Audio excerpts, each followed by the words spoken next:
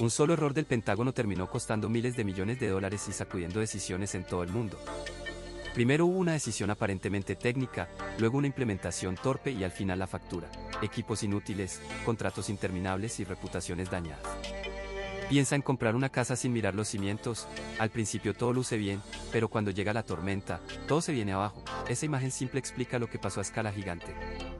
Te mostraré, en orden claro y sin jerga complicada, qué se decidió, cómo se equivocaron y por qué el coste fue tan descomunal. Además traeré ejemplos cotidianos, como comprar un coche que no cabe en el garaje, para que lo veas con tus propios ojos, y alguna anécdota curiosa para que no todo sea números.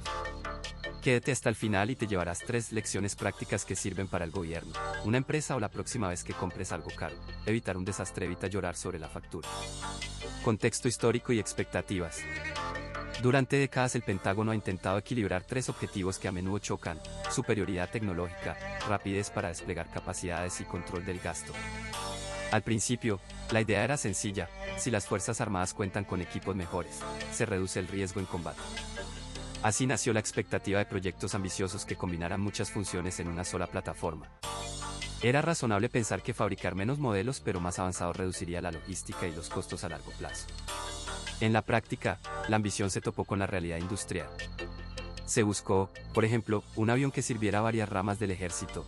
La intención era ahorrar dinero y simplificar mantenimiento. Sin embargo, cuando se intentan unir requisitos muy distintos en una sola máquina, aumenta la complejidad. Es como pedir un auto que sea al mismo tiempo todoterreno, deportivo y económico. Suena bien en papel, pero luego aparecen problemas de diseño y costos. Los contratistas principales, con buenos argumentos técnicos, presentaron soluciones que parecían prometedoras en las presentaciones y simulaciones. Las expectativas iniciales también estaban cargadas de optimismo político y mediático.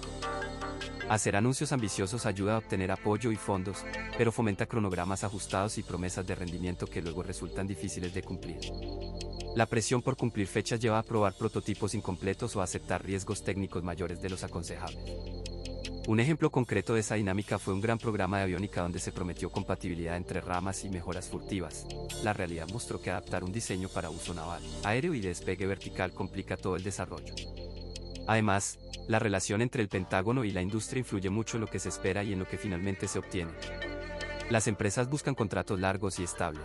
El Pentágono busca innovación y ahorro. Cuando ambos actores hablan en términos distintos, surgen malentendidos. En la vida cotidiana sería como contratar a un constructor que promete terminar una casa rápido y barato, y luego descubre que los materiales ideales no existen en su presupuesto. Esa tensión alimentó decisiones que parecían racionales al principio, pero que, con el tiempo, demostraron ser demasiado optimistas. Cronológicamente, el patrón se repite: se formula una necesidad estratégica, se diseñan expectativas altas, se lanzan programas para cubrir múltiples requerimientos y, luego, aparecen sobrecostos y retrasos. Al final, las lecciones son prácticas: pedir menos funciones a la vez, probar prototipos completos antes de escalar y no subestimar la logística. Y aunque suene a broma, a veces lo más caro no es el equipo sino creer que una sola solución lo arreglará todo. La experiencia demuestra que la sencillez paga mejor que un cuchillo suizo volador. El error en detalle.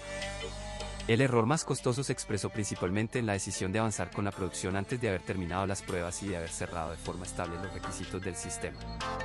En términos sencillos, empezaron a fabricar unidades como quien vende coches de un modelo nuevo cuando aún no han probado si el motor aguanta. Esta práctica, conocida como concurrencia entre desarrollo y producción, convierte pequeños fallos en reformas masivas y caras.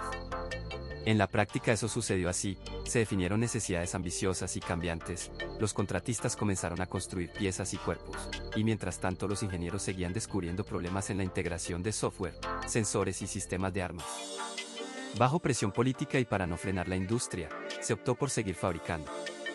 El resultado fue que muchas unidades salieron de fábrica y luego tuvieron que regresar a talleres para actualizar componentes, algo que cuesta mucho más que corregir el diseño antes de producir en serie. Un ejemplo frecuente citado por expertos es el de programas que tuvieron que realizar retrofits generalizados por fallos detectados en fases tardías. La cadena de decisiones que llevó a esto incluye incentivos equivocados, supervisión fragmentada y expectativas poco realistas sobre plazos. Además, la complejidad tecnológica, mucha electrónica y software interdependiente, hace que un cambio en un módulo obligue a ajustar otros. En términos cotidianos, es como cambiar los planos de una casa cuando ya está amueblada: se vuelve caro, desordenado y todo el mundo se queja. Programas navales con requisitos que se movían según nuevas doctrinas y programas de aviación con software que no estaba listo son ejemplos de cómo el mismo problema aparece en distintos frentes. Las consecuencias fueron claras y prácticas: sobrecostes, retrasos en la disponibilidad operativa, y unidades que requieren mantenimiento y actualizaciones constantes. También se generan problemas logísticos porque las piezas que iban instaladas en la primera producción quedan obsoletas. Hay que fabricar adaptadores, volver a entrenar al personal y reorganizar cadenas de suministro. Hoy en día, la lección se usa para mejorar contratos y prácticas, fijar requisitos, completar pruebas críticas antes de la producción a gran escala y diseñar para la modularidad. Y sí, es más caro y vergonzoso aprender de un error a gran escala que hacerlo con un prototipo, pero por fortuna, la comedia del día a día sigue. Al menos la gente responsable evita que les devuelvan el producto con garantía extendida. Decisiones clave y responsables. Un patrón claro en la cadena de decisiones que llevaron al error más costoso fue la aprobación de producción antes de terminar pruebas clave. Eso aumentó el riesgo técnico y financiero. En varios programas grandes se decidió avanzar con la fabricación en paralelo a las pruebas para no retrasar entregas y para proteger líneas industriales, y la aeronave F-35 es un ejemplo citado con frecuencia. El fabricante principal, Lockheed Martin, los jefes de programa del Pentágono y mandos de las fuerzas apoyaron la producción concurrente mientras seguían resolviendo fallos en diseño y software. Auditores independientes como la GAO emitieron advertencias sobre esa práctica, pero la presión política y económica para mantener empleos y contratos pesó mucho en la balanza. No es lo mismo fabricar un prototipo en pequeña escala que montar cientos de unidades sin haber cerrado todos los problemas. La consecuencia práctica fue necesidad de revisiones en aviones ya entregados y complicaciones logísticas en el campo. Las responsabilidades se distribuyeron entre varios actores con objetivos diferentes. Por un lado están los oficiales del Pentágono y los jefes de programa, encargados de equilibrar riesgos técnicos con objetivos operativos. Por otro, los servicios militares que demandan capacidades concretas y presionan para obtener equipos cuanto antes. Luego están los contratistas, que buscan proteger contratos y cadenas de suministro. Y no hay que olvidar al Congreso, cuyos miembros a menudo defienden contratos que sostienen empleos en sus distritos. Esa mezcla de prioridades crea una receta peligrosa: decisiones técnicas tomadas bajo presión política. Un ejemplo sencillo: cuando una base local depende de la producción de una pieza, un legislador puede empujar para evitar recortes, y la decisión técnica acaba atada a intereses económicos. Si seguimos la cadena cronológica de una adquisición, se ven varios puntos de quiebre donde una sola decisión puede multiplicar costos. Primero se definen requisitos, luego viene el diseño, después las pruebas, y finalmente la producción y la entrega. En varios programas problemáticos hubo cambios de requisitos en etapas avanzadas, lo que obligó a rediseñar y rehacer unidades ya construidas. En el caso de aviones diseñados para 3 versiones distintas, las variaciones de pedido complicaron aún más la ingeniería y obligaron a soluciones de compromiso. El resultado: más tiempo en tierra para actualizaciones y más repuestos en la logística, lo que complica operaciones diarias y aumenta el trabajo del personal de mantenimiento. La rendición de cuentas fue difusa y eso empeoró la situación. Las auditorías señalaron fallos de supervisión, pero abrir un expediente y sancionar a responsables no produce por sí solo las correcciones técnicas necesarias. Las lecciones prácticas incluyen priorizar pruebas completas antes de producir en masa, definir requisitos estables y diseñar contratos que compartan riesgos entre gobierno y contratistas. Un símil cotidiano ayuda a entenderlo: lanzar una aplicación móvil a millones de usuarios sin pruebas equivaldría a inundar servidores con quejas y parches constantes. Todos lo sufren, del desarrollador al usuario final. Con un poco de humor, se podría decir que nadie quiere ser el chef que sirve la olla antes de probar la sopa, porque luego toca pasar la tarde arreglando el caldo. Fallos de comunicación. La falta de coordinación entre agencias y unidades puede convertir una alerta en un desastre operativo. Por ejemplo, hubo ocasiones en las que la Autoridad Civil de Aviación y los mandos militares no compartieron información crítica sobre vuelos desviados, lo que impidió una respuesta rápida y coordinada. Ese tipo de ruptura entre comunicaciones civiles y militares es un fallo conocido y peligroso. En términos sencillos, cuando los datos no llegan a quien debe, las decisiones llegan tarde o no llegan. Es como tener un mapa sin carreteras señaladas. A menudo el problema no es la intención, sino la tecnología: radios que no se entienden entre sí, sistemas informáticos que usan formatos distintos y canales cifrados que no permiten compartir información clave con aliados. Las fuerzas sobre el terreno pueden usar un software y la aeronave otro, ambas partes leen cosas distintas. También influyen las barreras de clasificación. Hay información que está protegida por razones legítimas y, sin embargo, resulta imprescindible compartirla en situaciones críticas. Esa mezcla de seguridad y lentitud crea cuellos de botella. Los motivos humanos y organizativos agravan la situación. A veces un analista considera que algo no es suyo y lo deja pasar. O el jefe de turno no transfiere un aviso porque teme perder control de la operación. La jerarquía y el exceso de procedimientos pueden convertir una alerta corta en una cadena larga de aprobaciones. Y sí, también hay exceso de jerga técnica, cuando todos hablan por siglas, se pierde la esencia del mensaje. Las consecuencias son claras y contundentes: respuestas tardías, ataques que no se interceptan a tiempo, riesgos mayores para tropas propias y civiles, y recursos malgastados en operaciones mal coordinadas. En algunos episodios públicos se ha visto como la falta de confirmación entre control aéreo y fuerzas de tierra ha desembocado en fuego amigo o en golpes sobre blancos equivocados. No es solo teoría, son fallos que cuestan vidas y erosionan la confianza entre aliados. Existen medidas prácticas que ayudan mucho que se pueden aplicar sin inventar tecnología nueva. Establecer canales no clasificados para alertas urgentes, colocar oficiales de enlace entre agencias, practicar ejercicios conjuntos frecuentes y adoptar estándares comunes de comunicación hacen una gran diferencia. También sirven soluciones sencillas como listas de verificación, puntos de contacto directos, hotlines, y redundancia de radio y datos para cuando una vía falla. La interoperabilidad, es decir, hacer que los sistemas hablen el mismo idioma, es clave, y se puede impulsar con acuerdos y entrenamiento. Corregir estos fallos requiere menos heroísmo y más disciplina cotidiana. Entrenar, simplificar los mensajes y mantener rutas de información abiertas salva operaciones. Y, para terminar con un toque ligero, una comunicación eficaz vale más que 1000 manuales. Sin ella, hasta el mejor plan se queda sin batería. Impacto económico y presupuesto. Las desviaciones presupuestarias que siguieron a aquel fallo masivo generaron efectos palpables en la asignación de recursos del Departamento de Defensa. Fondos previstos para mantenimiento, entrenamiento y modernización fueron redirigidos para tapar huecos inesperados. Analistas y auditorías señalaron que cuando un programa consume más de lo planificado, los responsables tienen que reprogramar proyectos, priorizar contratos o pedir suplementos presupuestarios, lo que crea inestabilidad y retrasos en otras áreas críticas. En la práctica, eso se traduce en aeronaves menos horas de vuelo para entrenamiento, barcos con mantenimientos postergados y bases que ven pospuestos trabajos de infraestructura. Primero vino la detección del sobrecosto, luego la reestructuración presupuestaria. A continuación, se incrementó la supervisión por parte del Congreso y los auditores externos. Finalmente, las decisiones de gasto a corto plazo marcaron el ritmo de la defensa durante años, afectando la capacidad operativa y la planificación a largo plazo. El proceso es tan encadenado como simple: un gasto extra que obliga a recortes allá. Y a veces la prioridad se pone en salvar la cara más que en optimizar capacidades. Un ejemplo concreto y fácil de entender: si una inversión en tecnología de combate resulta mucho más cara de lo previsto, el resultado puede ser que se cancelen pedidos de mantenimiento para unidades en servicio. En la vida real eso se siente como cuando un ayuntamiento gasta de más en un proyecto público y no hay dinero para arreglar las calles. La frustración se acumula y la eficiencia cae. Las empresas proveedoras también sufren, porque cambios repentinos en órdenes o retrasos en pagos alteran la cadena de suministro y encarecen aún más los contratos. Además del impacto operativo, existe un coste político y administrativo que no aparece en las cuentas simples. Reasignar partidas obliga a reabrir debates en comisiones, genera investigaciones y exige más personal dedicado al control de daños, lo que consume recursos humanos y tiempo. Todo eso se suma al costo real del error, aunque no siempre salgan los números que se publican. Como broma amarga, resulta que el verdadero impuesto es el tiempo perdido discutiendo quién fue el culpable. A largo plazo, la consecuencia más dura es el costo de oportunidad. Dinero inmovilizado en proyectos problemáticos deja de financiar innovación necesaria en ciberseguridad, logística o formación de personal.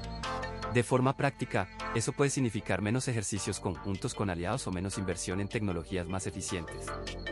Y aunque los términos suenen técnicos, el efecto se entiende fácil: gastar mal ahora obliga a vivir con menos capacidad mañana. Consecuencias estratégicas. El desvío de recursos hacia programas con sobrecostos o fallos técnicos produce un efecto dominó inmediato en la capacidad operativa: menos unidades disponibles, entrenamiento recortado y menos repuestos para las fuerzas en el terreno.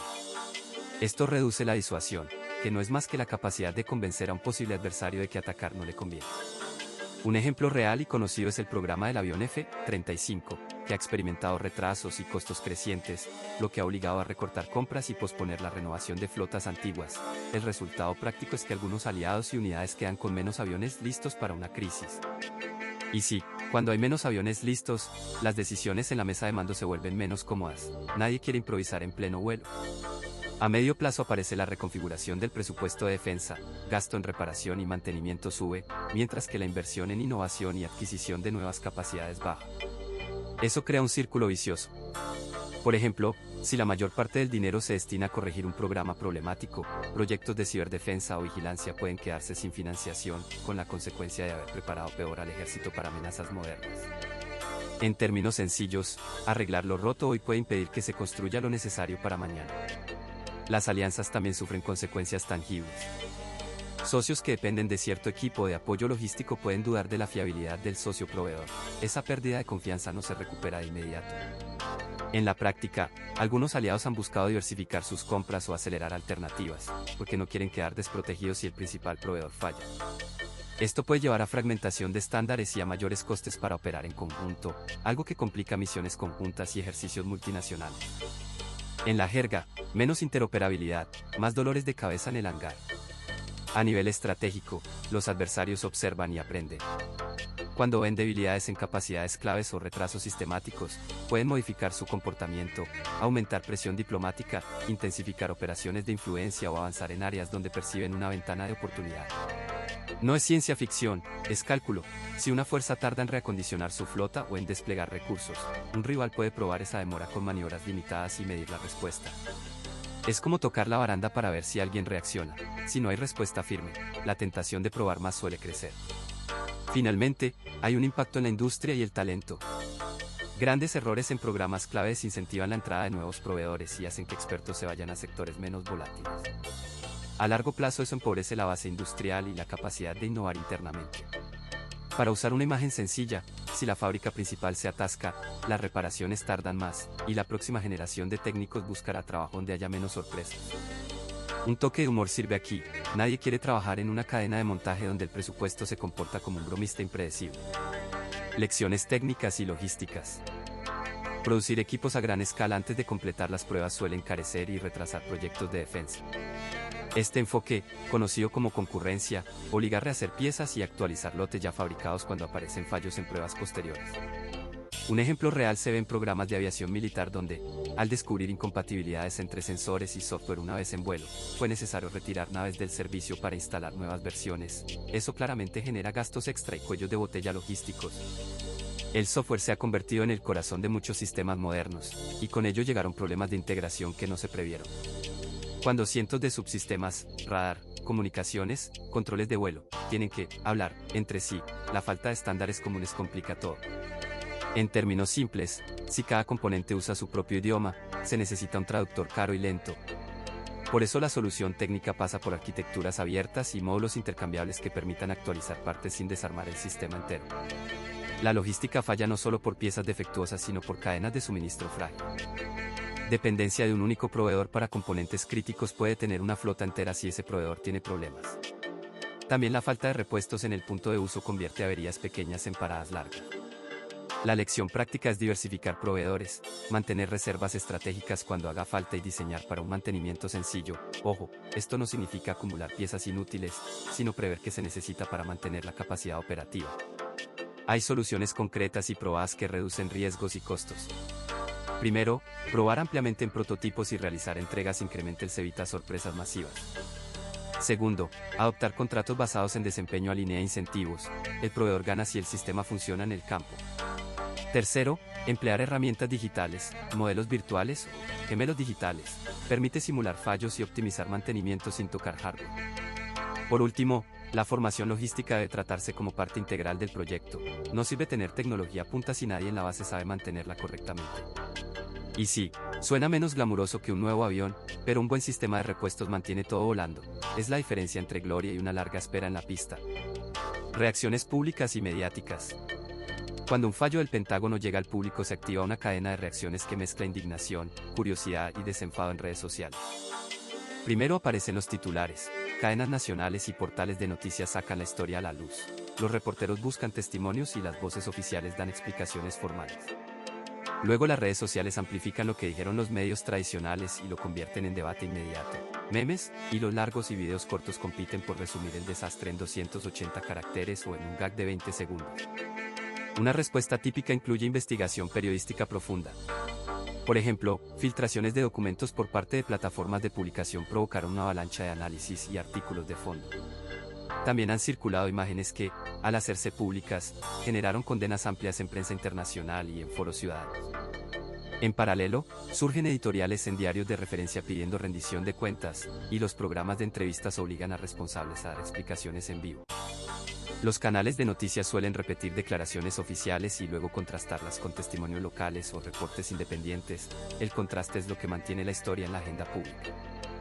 Tras la primera oleada informativa viene la reacción ciudadana, protestas en las calles, cartas abiertas de ONG y debates en universidades. A menudo, las organizaciones de derechos civiles exigen investigaciones independientes y compensaciones para las víctimas. En muchos casos, las acusaciones llevan a audiencias en comisiones legislativas donde los altos mandos explican lo ocurrido ante cámara. La respuesta pública tiene también un componente psicológico, pérdida de confianza que no se regenera de la noche a la mañana. Por eso, incluso las disculpas oficiales pueden sonar planas si no van acompañadas de acciones concretas. La gente quiere resultados, no solo declaraciones bien recitadas.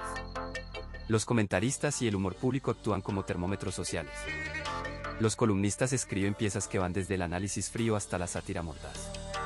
Los programas de comedia convierten el desaguisado en sketch y los caricaturistas lo pintan en una viñeta que resume la frustración colectiva.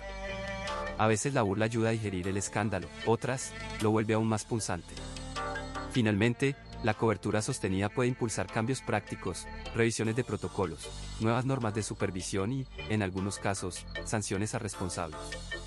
Poco a poco, la historia se desplaza de los titulares a los informes técnicos, pero la memoria pública queda marcada, y el próximo error será juzgado bajo esa sombra, con menos paciencia y más memes. Investigaciones y responsabilidades. Cuando se detecta un fallo caro en un programa del Pentágono, lo habitual es que arranque una cadena de revisiones internas y externas para aclarar responsabilidades.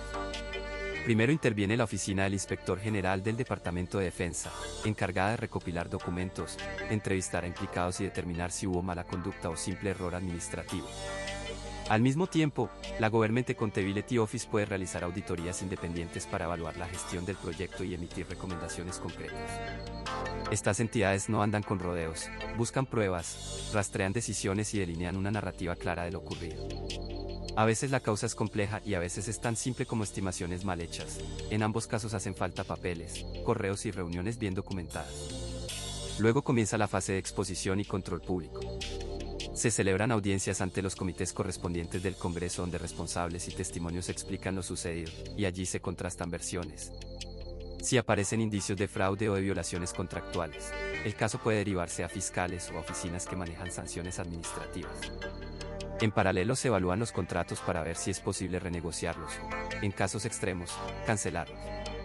Es un proceso en cadena: investigación, informe, audiencia y, finalmente, medidas. No es rápido. Pero tampoco es un drama de telenovela, es trabajo metódico que busca soluciones prácticas. La responsabilidad se reparte entre varias capas: los líderes civiles del departamento, los responsables de adquisiciones, los gerentes de programa y las empresas contratistas. Cada uno tiene obligaciones distintas. Los funcionarios públicos deben supervisar y validar estimaciones, los gerentes de programa tienen que coordinar equipos y controlar riesgos, y los contratistas deben cumplir lo pactado y ser transparentes sobre costos y plazos. Cuando falla la comunicación o alguien minimiza riesgos, se produce un efecto cascada. Las sanciones posibles van desde medidas administrativas como reprimendas y cambios de personal hasta acciones contractuales como multas, ajustes en el contrato o exclusión temporal de licitaciones. En casos de mala fe clara, puede haber también remisión a autoridades penales, pero eso requiere pruebas sólidas. Finalmente, las investigaciones sirven para aprender y prevenir. Es común que tras una revisión profunda se implementen nuevas políticas de control, mejores protocolos de reporte y mayor capacitación para los equipos de adquisición. Un ejemplo sencillo fuera del ámbito militar: si una empresa privada se equivoca en un presupuesto grande, suele crear listas de verificación y controles previos para que no vuelva a pasar. El Pentágono hace algo parecido, pero con muchos más papeles y, a veces, menos café efectivo en la sala de juntas. El objetivo práctico es evitar repetir errores costosos y asegurarse de que la responsabilidad sea clara, proporcional y orientada a corregir fallos, no solo a buscar culpables. Comparación con errores anteriores. En términos de impacto presupuestario y organizativo, este error eclipsa en varios sentidos a fallos anteriores del Pentágono, no solo por la cantidad de recursos comprometidos, sino por la forma en que se propagó dentro de la estructura institucional. Programas de adquisición famosos han sufrido sobrecostes y demoras. Algunos terminaron cancelados antes de entregar lo prometido, y otros siguieron adelante acumulando problemas técnicos que requerían revisiones constantes. Al mismo tiempo, errores de inteligencia han mostrado que incluso con mucha información disponible, las conclusiones pueden ser equivocadas y costar muy caro en decisiones políticas y militares. Antes, muchos de los tropiezos eran fallas más claras y delimitadas. Se pedía algo imposible de fabricar con la tecnología disponible, o se contrataba sin suficientes garantías. Un buen ejemplo fue la cancelación de programas que, ante el aumento de precio y la falta de resultados, se cerraron para evitar males mayores. Otro ejemplo diferente fueron los programas que avanzaron a fuerza de parches, donde cada ajuste generaba la necesidad de otro ajuste, como una aplicación con tantas actualizaciones que termina inestable. Estos patrones se repiten, pero con matices. Ahora la complejidad tecnológica y la interdependencia entre sistemas hacen que un fallo se convierta en efecto dominó más rápido. Las causas comunes se parecen: requisitos poco claros, influencia de contratistas, pruebas insuficientes y supervisión dispersa. Sin embargo, la diferencia está en la escala y en la mezcla de factores. Antes, un error podía solucionarse con una reorientación del proyecto o con una cancelación ordenada. Hoy, la maquinaria es tan grande que detenerla implica consecuencias logísticas y políticas enormes. Es como comparar comprar un electrodoméstico defectuoso y devolverlo, con descubrir que toda la instalación eléctrica de un edificio está mal hecha. La solución es más complicada, más cara y toma más tiempo. Las respuestas también han evolucionado. Tras fallos previos se implementaron controles, auditorías y procesos de revisión. Hubo mejoras reales, pero no siempre suficientes. Algunas reformas redujeron la repetición de errores menores, otras chocaron con la inercia institucional y la presión por mantener contratos. En la práctica, eso significa que lecciones aprendidas no siempre se aplican a proyectos nuevos con equipos y requisitos diferentes. Una moraleja práctica sería insistir en pruebas por etapas, evaluaciones independientes y metas claras, medidas sencillas que, en la realidad del Pentágono, suelen olvidarse hasta que hay facturas que duelen. Y bueno, menos comprar barcos que resulten parecer yates en la publicidad pero no floten en la bahía. Al menos eso ahorraría vergüenza además de dinero. Coste humano y moral. Ataques erróneos han alcanzado hospitales y escuelas, provocando muertes entre pacientes, personal médico y civiles que no tenían nada que ver con las líneas de combate. Un ejemplo concreto es el bombardeo del Hospital de Médicos Sin Fronteras en Kunduz, que fue condenado públicamente por la organización humanitaria y caracterizado por las autoridades militares como un error. El impacto fue inmediato y devastador para quienes estaban dentro del centro médico. Las imágenes y testimonios recogidos tras ese suceso mostraron no solo cuerpos y heridos, sino también familias enteras que perdieron su único sostén, lo que transforma una pérdida puntual en una fractura social de largo alcance. Los efectos sobre los propios militares también son reales y profundos. Cuando una persona que ha jurado proteger acaba hiriendo o matando a inocentes, no siempre aparece una simple culpa, surge lo que los expertos llaman herida moral, que es la sensación de haber traicionado valores internos. Esto puede derivar en insomnio, angustia persistente y una distancia creciente con la vida civil. Hay relatos de veteranos que buscan terapia durante años y de unidades que quedan marcadas por el remordimiento colectivo. No es raro que este daño interno provoque problemas familiares y dificultades para reintegrarse al trabajo cotidiano. En el plano moral público, esas equivocaciones erosionan la confianza en las instituciones y en la justificación ética de las operaciones. Casos como Abu Ghraib, donde se hicieron públicas prácticas de abuso a detenidos por personal militar, provocaron condenas internacionales y pusieron en tela de juicio procedimientos enteros. El daño a la reputación no se compensa con comunicados oficiales. Además, comunidades afectadas por víctimas civiles suelen volverse hostiles o desconfiadas, lo que a su vez facilita la propaganda de grupos que buscan reclutar y radicalizar. La cadena de consecuencias se alimenta a sí misma. Las consecuencias prácticas y humanas persisten: desplazamiento de poblaciones, cierre temporal o definitivo de servicios esenciales y retirada de organizaciones no gubernamentales por seguridad o por pérdida de confianza. Médicos, maestros y cooperantes a veces abandonan zonas donde antes trabajaban, lo que deja a los civiles sin atención médica ni educación. Por último, la reparación moral requiere transparencia, investigaciones creíbles y, cuando proceda, compensación y disculpas sinceras.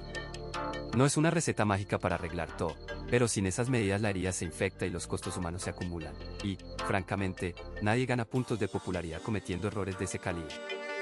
¿Cómo se podría haber evitado?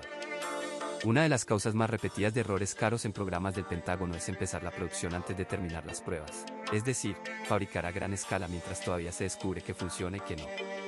Ese enfoque obliga a corregir piezas ya producidas, reescribir software y rehacer entrenamiento, y todo eso encarece el proyecto. Un ejemplo conocido es el programa de cazas F-35, donde la simultaneidad entre desarrollo y producción generó muchas correcciones posteriores en aeronaves ya construidas. Para evitarlo, lo primero es definir con claridad qué se necesita y por qué. Hay que acordar requisitos realistas y priorizarlos, distinguir lo esencial de lo deseable. Luego conviene desarrollar prototipos pequeños y probarlos en condiciones reales. Es exactamente lo que hacen los constructores de casas, se prueba un diseño en una vivienda piloto antes de levantar un barrio entero. Probar temprano permite encontrar problemas cuando corregirlos es barato. Después de las pruebas viene una fase piloto y producción escalonada. No pasar de 100 a 1000 unidades de la noche a la mañana. Ese paso intermedio reduce la probabilidad de repetir errores a gran escala. También ayuda a usar contratos que compartan el riesgo entre gobierno y contratistas, en lugar de contratos que transfieran todo el riesgo a una sola parte. En el mundo del software se llama beta y funciona. Lanzar a un grupo pequeño permite arreglar fallos sin titulares alarmantes. La transparencia y la revisión externa son igual de importantes. Revisiones independientes y estimaciones de costo por terceros detectan optimismos excesivos. Además, promover una cultura donde ingenieros y oficiales puedan expresar dudas sin miedo evita decisiones impulsivas. Un aprendizaje práctico y barato. Anima a la gente a decir, esto no va, cuando lo vea, no es traición, es ahorro. Finalmente, diseñar con modularidad y estándares abiertos facilita actualizar componentes sin rehacer todo. Es como reemplazar una pantalla de teléfono sin cambiar el cuerpo entero del aparato. Un poco de prudencia y pruebas puede ahorrar mucho drama y dinero a gran escala. Reformas implementadas después. El cambio más visible fue la exigencia de mayor transparencia en los procesos de compra y de estimaciones de costo independientes para proyectos grandes. Esto significa que antes de autorizar una compra millonaria se pide a un grupo externo que diga cuánto costará realmente, y no solo la cifra que trae el contratista. Por ejemplo, en programas de aviación se empezó a exigir que las pruebas y costos se verifiquen por terceros antes de encargar la producción en serie. Es una forma sencilla de ver si lo que parece bueno en papel también lo es en la vida real. Al principio se reforzó la supervisión interna y externa. Luego vinieron cambios en la forma de contratar, más contratos basados en resultados y menos contratos que cubren todos los gastos sin límites. En la práctica eso se traduce en pagar por entregables concretos y en introducir incentivos para que el proveedor cumpla plazos y calidad. Así, si un contratista se retrasa o falla, no es la razón para abrir la chequera indefinidamente, hay consecuencias. También se buscó fomentar la competencia obligando a abrir procesos donde antes se preferían adjudicaciones únicas. Se puso más atención en las pruebas operativas y en la gestión del riesgo. Equipos independientes ahora revisan el rendimiento técnico y operativo antes de dar luz verde a fases mayores. Esto evita comprar grandes cantidades de material que luego resulta inútil o necesita costosas correcciones. Un ejemplo sencillo, en lugar de encargarse de 100 unidades sin probar una sola, se produce una docena, se somete a pruebas reales y se aprende de los errores. Menos compras por catálogo. Menos sorpresas desagradables. Cambió además la cultura administrativa. La responsabilidad recayó de forma más clara en los mandos y directivos. Si un proyecto se desborda, hay auditorías y acciones administrativas que buscan identificar quién tomó decisiones erróneas. Se implementaron programas de formación en gestión de proyectos y se adoptaron metodologías ágiles y desarrollo por módulos para reducir el riesgo de todo o nada. En palabras llanas, se dejó de apostar todo a una única carta y se empezó a jugar por manos más pequeñas y controladas.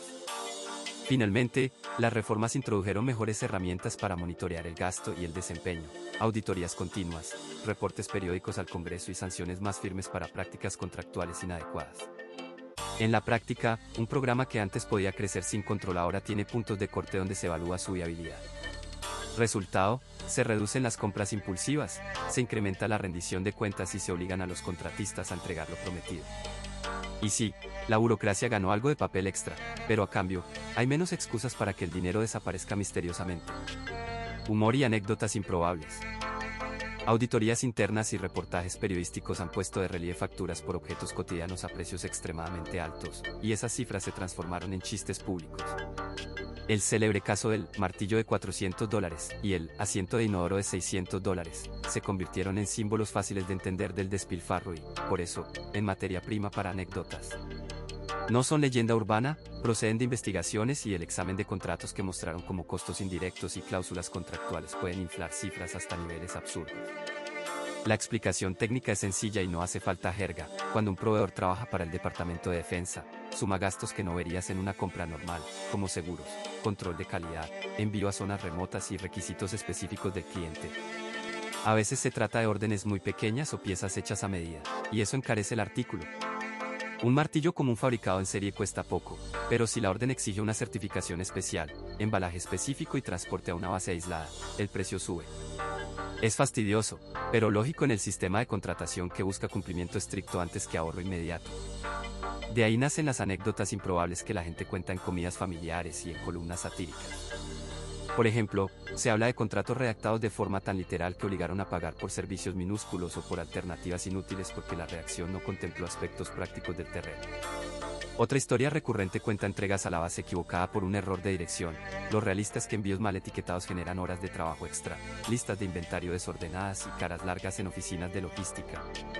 En el lenguaje coloquial militar eso se traduce en frases como, tenemos demasiados hammers, pero ninguno hay donde los necesitamos. La cronología de cómo estas historias pasaron de cifras en hojas de cálculo a chiste popular es clara. Una auditoría revela facturas llamativas, los medios resaltan lo absurdo en titulares, la sociedad convierte el exceso en sátira, y luego vienen las reformas y la presión pública. A nivel práctico, esas anécdotas sirven para algo más que reírse, impulsan cambios en transparencia, revisión de contratos y controles más simples. Y sí, provocan risas, pero también ayudan a crear soluciones que eviten que el humor se repita con los mismos protagonistas. En resumen directo, el gran error del Pentágono fue una mezcla de decisiones apresuradas, falta de pruebas reales y poca rendición de cuentas que, con el tiempo, se tradujeron en miles de millones malgastados y confianza dañada. Primero se tomó una decisión ambiciosa, luego se implementó sin suficientes ensayos y finalmente los problemas se hicieron visibles cuando ya era caro corregirlos. Piensa en comprar un coche caro porque tiene buen diseño, descubrir que no arranca y darte cuenta de que no hubo quien lo revisara antes de la venta. Misma lógica, distinto escenario. Esto nos toca a todos porque muestra que aún las instituciones más grandes pueden fallar por errores humanos comunes. Exceso de confianza, comunicación pobre y prisa por mostrar resultados. Si alguna vez te negaste a firmar un contrato sin leer la letra pequeña, ya entendiste una parte importante de esta historia. Y sí, la ironía es que a veces el enemigo más caro es una mala decisión tomada en una sala de reuniones, no en el campo de batalla, y eso da para un poco de humor negro. Si te interesó este tema, suscríbete y comenta cuál parte te sorprendió más. Compartirlo ayuda a que más gente entienda por qué importan la transparencia y la supervisión. En el próximo video vamos a ver soluciones prácticas, cómo deberían hacerse las pruebas, ejemplos de donde sí se corrigieron errores y lecciones aplicables a cualquier organización. Gracias por ver hasta aquí, nos vemos en el siguiente episodio para contar cómo evitar que un error pequeño se vuelva el más costoso.